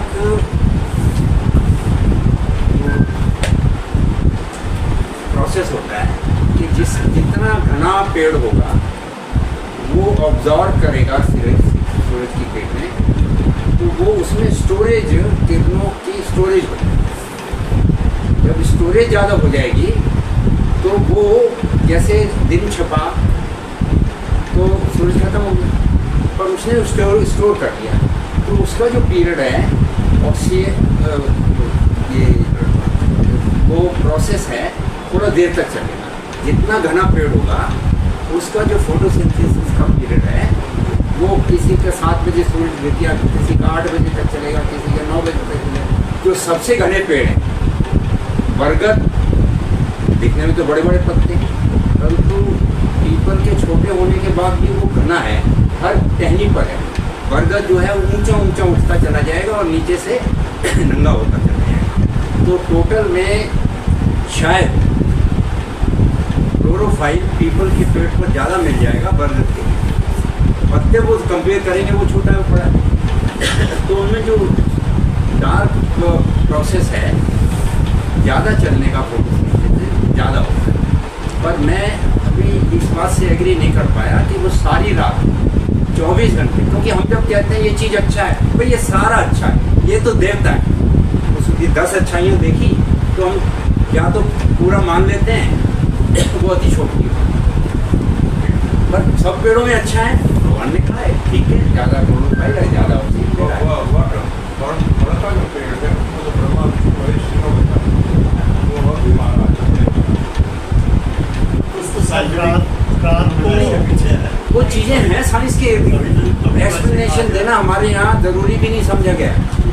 हम क्या है मानते हैं, भाई जो हमारे बाप कोई मान रहे हैं, दादा कोई मान रहे हैं, अच्छी होगी तभी तो मान रहे हैं। तो हम चैलेंज करने की प्रवृत्ति नहीं है, तो ये अच्छा भी बात है, पर थोड़ा बहुत तो चैलेंज करने की आनी चाहिए ना, तभी सीखने के लिए थोड़ा बहुत तो चैलेंज है, अभी भी है। परंतु हर आदमी अगर कोशिश करेगा, जैसे कभी कभी मैं संगीत कहता हूँ कि भाई सेवा भारती भी वो कर रहा है, ABVP भी कर रहा है, शिक्षा की नीति बना रहा है, OBC नीति बना रहे हैं, वो संस्कृति शोध संस्थान में बना रहे हैं, और पहुँचना है वहाँ उस मेज के किनारे तक, सब जने यहाँ तक पहुँच के रुकते हैं। तो अच्छा है एक दफ़ा इकट्ठे होकर के पहुँच जाए, एक अच्छे स्तर तक पहुँचने के लिए। बात बताइए, आवले का एक प्रश्न लगाने में 10 पुत्रों का लाभ, मैंने 10 पुत्र प्राप्त हो गए, ऐसे प्रचार किया उन लोगों ने, उन जवानों बेटों की बहुत इज्जत की, बेटे नालायक हो गए। नहीं वो तो चाहे वो कर ही नहीं रहे ना, सायम शाखा हमारी लुप्त सी हो गई। भाई प्रॉब्लम ये नहीं है कि हिंदुत्व नहीं समझा पा रहे, प्रॉब्लम ये है कि बच्चे ही नहीं हो रहे। बच्चे कम है तो उसमें लड़के और कम है। अभी अब तो आंवला इसलिए दिखाएंगे कि 10 बेटे हो जाएंगे।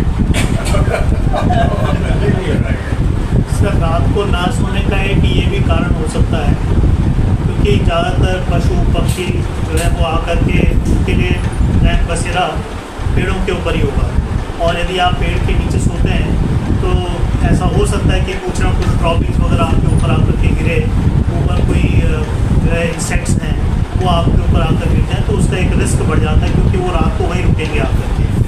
तो इसका शायद ऑक्सीजन से कोई लेना देना भी ना हो कि आप नीचे सोएंगे तो, क्योंकि पॉइजनिंग कार्बन मोनोऑक्साइड से होती है, कार्बन डाइऑक्साइड उतना पॉइजनस नहीं होता। खैर, बिसाइड्स द पॉइंट, मेरा सवाल ये था, आपने जो किताब लिखी साइंटिफिक मेथड्स के बारे में, तो इंडियन सिस्टम में साइंटिफिक मेथड्स क्या थे? और रिनायंसा के बाद में हम मानते हैं कि जो इंग्लिश ने जो मेथड्स निकाला, मतलब ग्रीक फिलॉसफी के बाद जो निकला, जिसमें मेनली एरिस्टोटल को हम बेस मान लेते हैं, सोक्रेटिस, प्लेटो और एरिस्टोटल को, जिन्होंने एपिस्टेमोलॉजी में 2 तरीके निकाले। एक तो था लॉजिक का तरीका कि 2 स्टेटमेंट्स को लेना और उन 2 में से किसी एक स्टेटमेंट्स को मानना कि ये सत्य है, या उससे डिडक्शन के मेथड से, लॉजिकल डिडक्शन जिसको हम बोलते हैं, उसके माध्यम से उन्होंने सच्चाई जानने की कोशिश की। दूसरा मेथड उन्होंने निकाला एक्सपेरिमेंटेशन का, बार बार एक चीज़ को करना और उसको ऑब्जर्व करना कि आउटपुट क्या आता है। इसके अलावा तीसरा कौन सा मेथड था जो यूज़ किया, और भारतीय परंपरा में कौन सा मेथड रहा जो इनसे भिन्न है? मेरे पुस्तक में एक चैप्टर साइंटिफिक मेथड है, मैं वहाँ से रेफरेंस देकर जो मॉडर्न साइंटिफिक मेथड है इस समय, मतलब अब हम आज के ज़माने में हम कहते हैं यार नेट रिजल्ट क्या है, आज क्या माने, वही एस्टैब्लिश होता है। Modern scientific method very close to our ancient scientific method. घूम फिर करके यात्राएं करते हुए फिलॉसफी और सब कुछ निकालते हम वहीं आ गए हैं जहाँ हम थे, इसलिए वो एस्टैब्लिश भी होगा। ओरिजिनल के जब नज़दीक आ जाते हैं, घूम फिर करके हम घर के नज़दीक आ जाते हैं तो दिखने लगता है, दैट्स व्हाट सन करने लगता है, तो वो उसी के नज़दीक है। आप ये मान लीजिएगा जो आज मॉडर्न साइंटिफिक मेथड है वही हमारा एंशिएंट साइंटिफिक मेथड है। इसके जो 4 हिस्से हैं उनको परसेप्शन, इंटरफेरेंस, कंपैरिजन, टेस्टिमनी, इस नाम से 4 हिस्से एंशिएंट हैं। इसको प्रत्यक्ष, परसेप्शन को प्रत्यक्ष कहते हैं, अनुमान इन्फ्रेंस है, उपमान कंपैरिजन है, अब तो वाक्य टेस्टिमनी है, तो इसी को रूप दे दिया है। हाँ, ये एक प्रोसेस हो गया सर, किसी चीज़ का सत्य जानने का। जैसे हम PhD करते हैं तो उसमें भी सेम ये रहता है, एक हाइपोथेसिस लिया और हाइपोथेसिस को एक्सपेरिमेंट्स के साथ में मैच करने की कोशिश की, और उसके रिजल्ट से हम बोलेंगे कि ये जो हमारे रिजल्ट्स आए वो हमारी हाइपोथेसिस के अलाइन है या उसके विपरीत उसका रिजल्ट। फिर हाइपोथेसिस को टेस्ट करते हैं, फिर हाइपोथेसिस को हम टेस्ट करें, वो नेचुरली टेस्ट हो गया, बिकॉज जब हम एक्सपेरिमेंट दोबारा टेस्ट करेंगे, निकाल के हाइपोथेसिस, हाँ, फिर एक्सपेरिमेंट करते हैं, फिर इंड्यूसमेंट और डिडक्शन जो आपने बोला। लेकिन भारतीय परंपरा में क्या मेथड था? क्योंकि ये मेथड तो रिनायंस के बाद में उन्होंने डॉक्यूमेंट करना शुरू किया, एक्सपेरिमेंट करने का, चीज़ों को लॉग बना करके लिखने का। तो हमारा मेथड क्या था? ये असल में ये कह रहा हूँ कि जो चीज़ें जो जिस रूप में हम देखना चाहते हैं या मॉडर्न साइंस का हमारे सामने है, उस रूप में रही होंगी, मोस्ट प्रोबेबली वो नष्ट हो गई होंगी चीज़ें जब पुस्तकालय के पुस्तकालय, तो गैप्स हैं हमारे माइथोलॉजी में, हमारे शास्त्रों में, ब्राह्मण में, तो वो गैप्स है। तो गैप्स के कारण कुछ तो हम फिर छोड़ देते हैं उसको कि भैया ये मॉडर्न चीज़ नज़र आ रही है ना, बहुत पकाई, ये ले लेते हैं। और अब जो संस्कृत के विद्वान, संस्कृत धीरे धीरे लोग पढ़ गए क्योंकि एम्प्लॉयमेंट नहीं मिल रही। अब संस्कृत भारती नाम की संस्था संघ ने बनाई, अब संस्कृत को सिखा रहे हैं, जब सीख रहे हैं तो वैदिक ज्ञान भी आ रहा है, वैदिक गणित भी आगे बढ़ रहा है, तो वो जो गैप्स हैं फिलअप करने के चैलेंज है, कुछ चैलेंजेस मीट आउट हमने किए हैं। अब ये पुस्तकें दूर लिखने का छोटी सी पुस्तक है, पर इसने ये इस ज्ञान से बहुत आगे ज्ञान बढ़ा। 80 से बाद में बड़ी खुशी है कि काफ़ी ज्ञान बढ़ा। वैदिक गणित तो जो गैप एक सेकंड, जो शंकराचार्य के बारे में जिन्होंने को लिखा था, उन्होंने 8 सब्जेक्ट में MA की थी simultaneously from different universities of America, और सब में गोल्ड मेडलिस्ट। ये इमेजिन करना आज की हालत में, अब तो साइमल्टेनियस आप अपियर ही नहीं हो सकते। अब मैं यूरोप और अमेरिका में you can appear from various universities. अब यहाँ पर भी धीरे धीरे आ रहा है, इवनिंग कोर्सेज, मॉर्निंग कोर्सेज, आपका ऑनलाइन कोर्सेज में आप करते। मेरे बेटे ने 2 जगह से किया, उसने कहा भाई 5 जगह MBA का कंपटीशन दिया, नाम आ गया सब जगह, कहते मैं 2 जगह से कर लूँ। मैंने एज ए प्रोफेसर भाई तुम 2 जगह से नहीं कर सकते, कहते जी एक में कर देता हूँ, ऑनलाइन कर, इवनिंग क्लासेस एक में मॉर्निंग कर देता हूँ। मैंने कहा पकड़े जाओगे और एग्जामिनेशन इकट्ठे होंगे तब क्या करोगे। एक पेपर कंबाइन हो गया, एक कोर्स का मॉर्निंग में था, एक का इवनिंग में। मैंने कहा चले जाओ, दोनों में हो गया। मार्केटिंग और IT में वो है, कहीं भी इंटरव्यू दे, एक भी पोस्ट होगी तो सिलेक्शन हो जाए। तो ये चैलेंजेस हमको मीट आउट करने पड़ेंगे। अब काम का जो स्कोप है, बहुत चीज़ें अवेलेबल, बहुत चीज़ें, और आप दिशा दें तो स्कॉलर जुड़ जाते हैं आपके साथ। ऐसा नहीं कि भाई नई फील्ड। ये प्रोफेशनल पहले तो परमिट था, हम लोग यूनिवर्सिटी में MA और लॉ एक साथ क्या करते थे, इलाहाबाद यूनिवर्सिटी में इनमें MA करते थे, शाही इवनिंग क्लास। अब नहीं,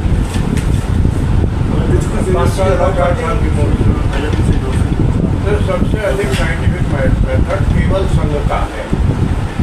4:30 बजे उठो और नहा धो करके शाखा लगाओ, बैठक करो, उसके बाद किसी के भी घर जाकर नाश्ता करो। आपका स्वास्थ्य हमेशा सही रहेगा, और जैसा लड़का निर्माण हम करना चाहते हैं समाज के लिए, देश के लिए, वैसा लड़का निर्माण हो पाएगा। इससे अधिक दूसरी कोई संभावना नहीं है। तो ये जिन्होंने भी उस समय सोच के 4:30 बजे 4 बजे का समय बनाया, वो उन्होंने उस समय के लिए जो दिया वो आज भी एप्लीकेबल। आज भी सबसे पहले संघ का कार्यकर्ता उठ बैठता है, अगर वो कार्यकर्ता है तो। अच्छा, आपकी अच्छी बात से एक अच्छी बात और निकलती है। तो मेरे सामने एक प्रश्न था, ब्रह्ममुहूर्त में उठो जी, साइंटिफिक मैं कहता था एज ए साइंस स्टूडेंट, ब्रह्ममुहूर्त में उठ के क्या करें।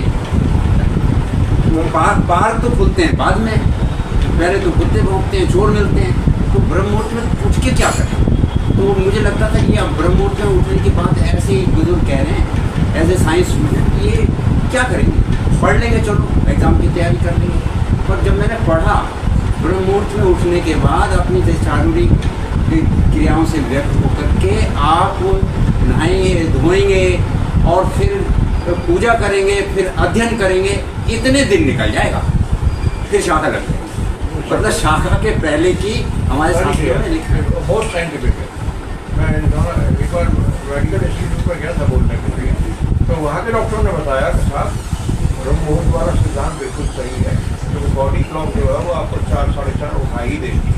आप पढ़े रहे हो, बात दूसरी, हम लोग पढ़े ही रहते हैं बड़ी ईमानदारी से, लेकिन बोले वो उसके बाद जब बॉडी को तैयार होने में 1 घंटा 20 मिनट 25 मिनट का समय लगता है, तो बॉडी जागती है इतनी देर में, उठते ही कोई कर ले उसका नहीं, ये प्रॉब्लम हो रहा है।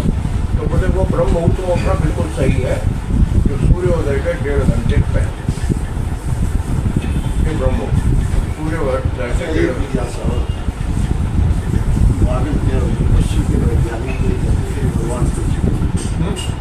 भगवान कोई चीज़ नहीं है, पश्चिम की तो दुर्भाग्य है। लेकिन जब ये घाट पार्टिकल वाली बात आ गई, अब ये वहाँ भी ये बात मानना शुरू करते हैं कि घाट इससे थोड़ा सा घाट पार्टिकल के बारे में आप बताएंगे क्या?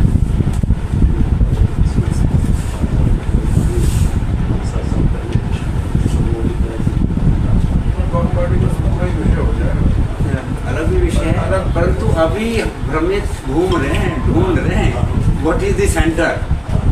अभी पहुंच नहीं कहीं पा रहे हैं, पर जहां भी पहुंच पा रहे हैं यही है भाई बेसिक। अणु ही बेसिक है, फिर कहते हैं इलेक्ट्रॉन प्रोटॉन वही बेसिक है, फिर बोसोन ही बेसिक है।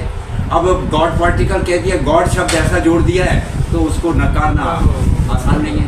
अगर वो गॉड पार्टिकल दिखाई दे रहा है तो वो कार्य है, समझे? वो ईश्वर जो है वो कार्य नहीं है किसी का। गॉड पार्टिकल आप नाम दे दें उससे बने। मैं 2 मिनट और लूँगा।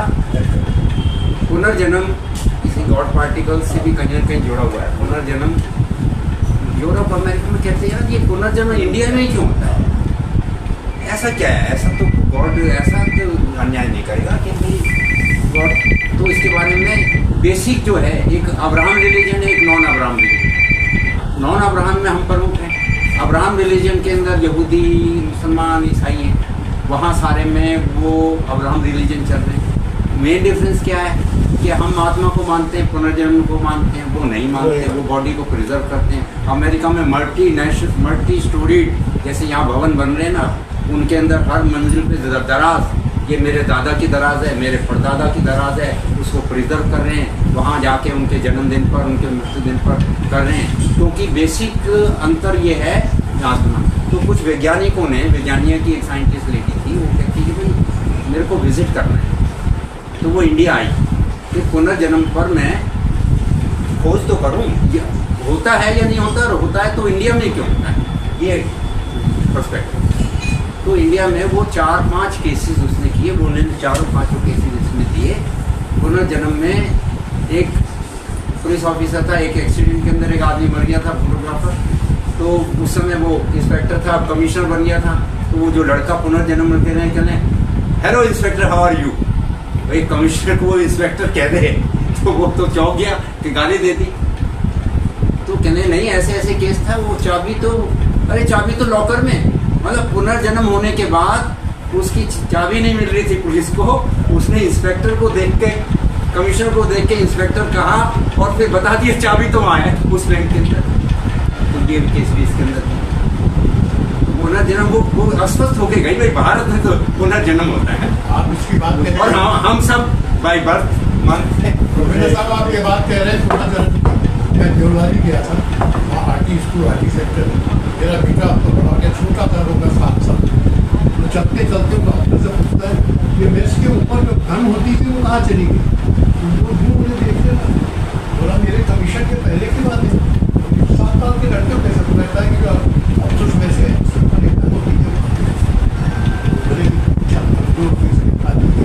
बच्चे के सर्वे करेंगे, हजारों मिल जाएंगे, आज भी मिल जाएंगे। बहुत से ऐसे थोड़ी विश्वास जन्म चले आ गए। मेरे ग्रैंडफादर को भी मैंने कर्म में सुना है, उनको भी याद होगा। मतलब हमारे पड़वाजी महाराज ने उल्टा घुमा दिया, क्या कर दिया, कोई ये पाइथागोरस थ्योरम भाई साहब हर धार्मिक विधि पर पंडित बोलता है, आपके घर में जन्मदिन पर, मृत्यु दिन पर, शादी पर। ये पाइथागोरस थ्योरम, जिसको मैं बौद्धियान थ्योरम करता हूँ, एक दफ़ा मैं यूनिवर्सिटी कमेटी पर था, तो मैंने कहा भाई बौद्धियान थ्योरम नहीं, इसको पाइथागोरस हटाओ, ये बौद्धियान थ्योरम है। बड़ा झगड़ा हुआ, कहने जैन साहब की बात माने, बौद्धियान डैश पाइथागोरस, टेक्स्ट बुक में आ गया बौद्धियान डैश पाइथागोरस, मतलब कॉम्प्रोमाइज। देखो अजय 300 साल का अंतर है, कॉम्प्रोमाइज हो गया। अरे आप ऐसे पश्चिम में बहुत से लोग मानने लगे एसटी काम करते एक तो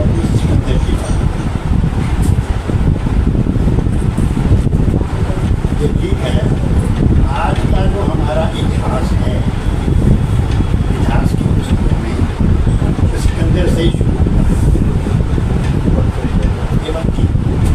आज की पुस्तक, लेकिन आज से 150 वर्ष पूर्व तक, 150 वर्ष पूर्व भारत में कोई सिकंदर का नाम लेवा नहीं था, कोई सिकंदर को जानता नहीं। भारतीय साहित्य में कहीं सिकंदर का नाम नहीं है, सिकंदर के आक्रमण का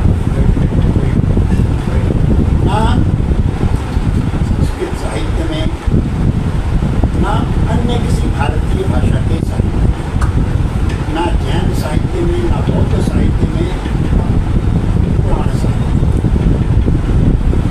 ये 150 वर्ष पूर्व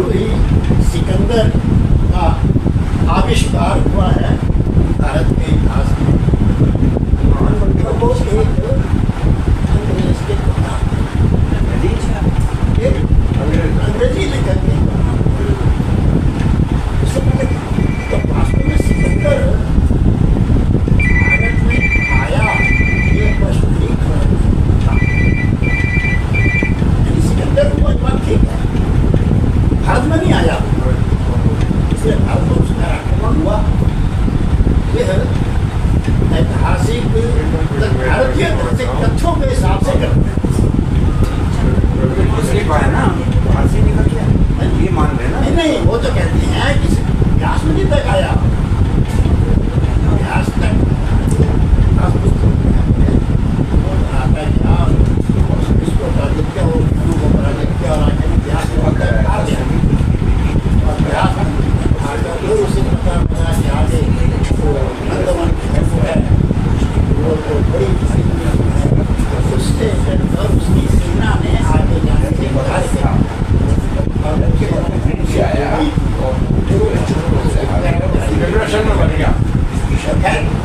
एक बात ये कि उधर के विषय में कोई भी कारण देना हमारे हिसाब में ये उचित नहीं है।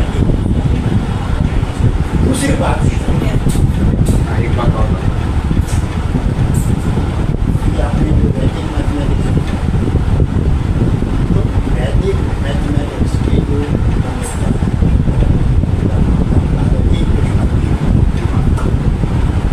उनका जो मूल नाम था, पूर्व नाम वो था वेंकटेश्वर,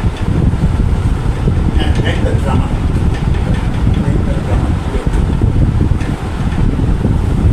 वो जब साधना कर रहे थे,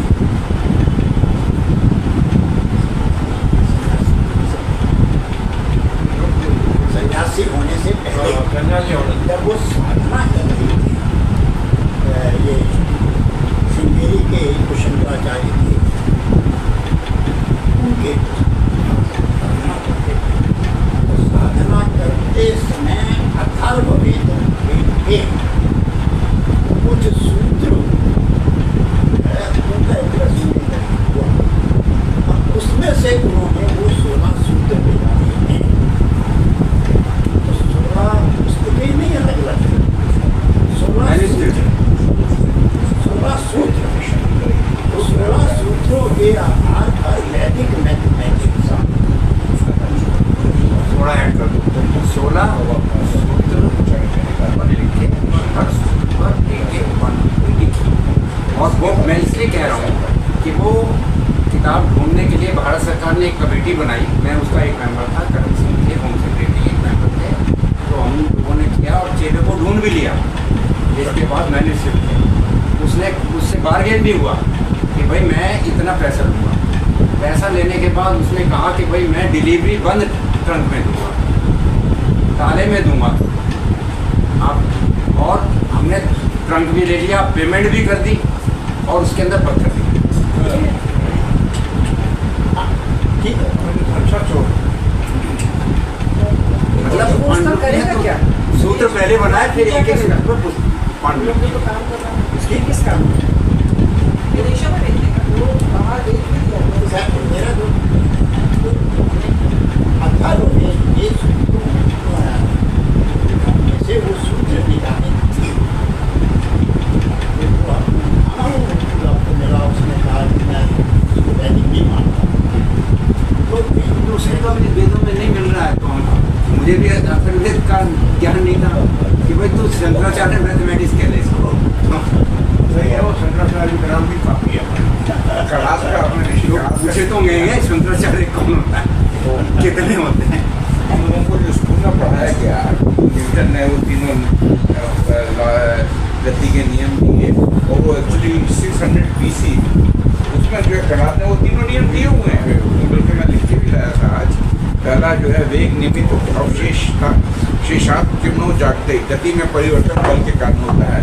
और जो न्यूटन ने लिखा, एक वस्तु स्थिर रहती है और एक गतिशील, बिल्कुल सेम है, सब शब्दों का हेरफेर। ऐसे तीनों नियम है मेरे पास। वो तीनों जो है 600 BC में कणाद ने सूत्र में लिखे गए हैं। कुछ लोग आपके पास हो तो ग्रुप को डलवा दीजिएगा। मेरे पास थे किसी कहीं मिस्टेक मेरे पास लिखे हुए तीनों अभी भी हैं, मैं डाल दूंगा। आप ग्रुप को डलवा दीजिए। इससे दो पहलू निकल कर के आते हैं सर। एक तो ये कि ट्रेडिशंस और हमारे जो परंपराएं जो चली आ रही हैं वो भी एक तरह से देखा जाए तो अपने आप में साइंटिफिक रही, क्योंकि बहुत लोगों ने उन चीज़ों को किया और उनका अनुभव उसमें शामिल है, जिसको हम बोलते हैं कि हमारे पूर्वज हैं या जो हमारे बड़े लोग हैं जो ऐसा करते आ रहे हैं, मानते हैं जो उस चीज़ को, उसको मानने का आधार यही है कि बहुत लोगों ने उसे ट्राई किया और सबका लगभग एक ही उसमें एंड रिजल्ट या एक्सपीरियंस निकल करके आया। तो कहा जाए तो वो भी साइंस के एक एक्सपेरिमेंट की डेफिनेशन को फुलफिल कर देता है। दूसरा जो आपने बोला बीच में गैप्स रह गए, अब समस्या ये है कि जो ट्रेडिशंस चल रहे थे वो सिर्फ मानने के आधार पे चल रहे थे, इसलिए यदि बीच में कोई उसके अंदर मिलावट कर दे तो उसकी दिशा बदल जाती है और वो एक अलग रास्ते पर निकल जाती है, वो परंपरा बन जाती है और परंपरा गलत दिशा में भी इसलिए चली जाती है। उसको एक तो चेक करने की ज़रूरत है कि कहाँ उसमें किस पॉइंट पर आकर के मिलावट हुई या भ्रम खड़ा हुआ उसको लेकर के और वहाँ से उसकी दिशा बदल गई। एक दूसरा ये कि जो गैप्स रह गए बीच में जिसकी आप बात कर रहे थे, उन गैप्स को फिल करने के लिए लैंग्वेज का जो एक सहारा लेना पड़ेगा हमें, क्योंकि रेनेसां में इंग्लिश लैंग्वेज को नए सिरे से डेवलप किया गया। जो शेक्सपियर ने अपना पूरा ग्रंथ लिखा, लिटरेचर लिखा, वो अंग्रेज़ी और लगभग 1700 या 1600 के आसपास जो अंग्रेज़ी निकल कर के आई उन दोनों में, और जो ग्रामर डेवलप की गई, क्योंकि लॉजिकल डिडक्शन एक मेन वो रहा उसका। जी, तो हमें वापस से संस्कृत को उसी लेवल पर रिवाइव करने की भी ज़रूरत है, क्योंकि जब तक वो लैंग्वेज करेक्ट नहीं होगी तब तक थॉट प्रोसेस करेक्ट नहीं होगा, और जब तक थॉट प्रोसेस करेक्ट नहीं होगा तब तक एक्सपेरिमेंट्स करेक्ट नहीं होगा। बहुत ठीक है। भाई साहब, और भी कोई प्रश्न है? मेरे ज़्यादा प्रश्न अब कोई नहीं है, अब खाली भाषण है। मलिक साहब,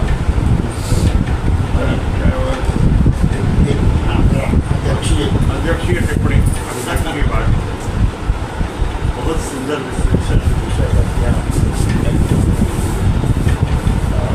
लेकिन साइंटिफिक मेथड की जब बात करते हैं, साइंस में कोई जो प्रमाण है किसी चीज़ का कि नहीं, और अगर प्रमाण है तो एक्सपेरिमेंट करके क्या वो साबित हो जाता है कि एक सामान्य जो समझ साइंटिफिक मेथड की है।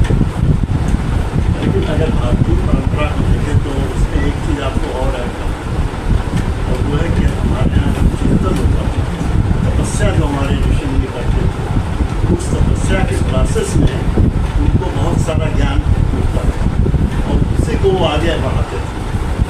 तो बहुत सी चीज़ें उस पर ऐसी पुस्तकें तो बड़ी नहीं होती थी जहाँ से किताबों से देखते थे, तो बहुत सी चीज़ें जो श्रुति से आती थी और उसके बाद जो उनके चिंतन से आती थी, और उसके फलस्वरूप जो वो नई नई चीज़ें सामने ले आते थे, उसकी वजह से हमारे जो चारों वेद बने वो भी ऐसे ही बने हुए, क्योंकि इनका कोई लिखित में तो कोई ऐसा है नहीं कि वेद कैसे बने, इनको अनादि अनंत कहा जाता है कि शुरू से ही है। तो ये जो तपस्या वाली बात है, और देखिए जब वो शास्त्रार्थ भी होते थे तो उस समय भी जो नॉलेज हमारे ऋषि मुनियों ने अध्ययन किया था अपनी तपस्या से, उसी के बेसिस पर ये शास्त्रार्थ हुआ।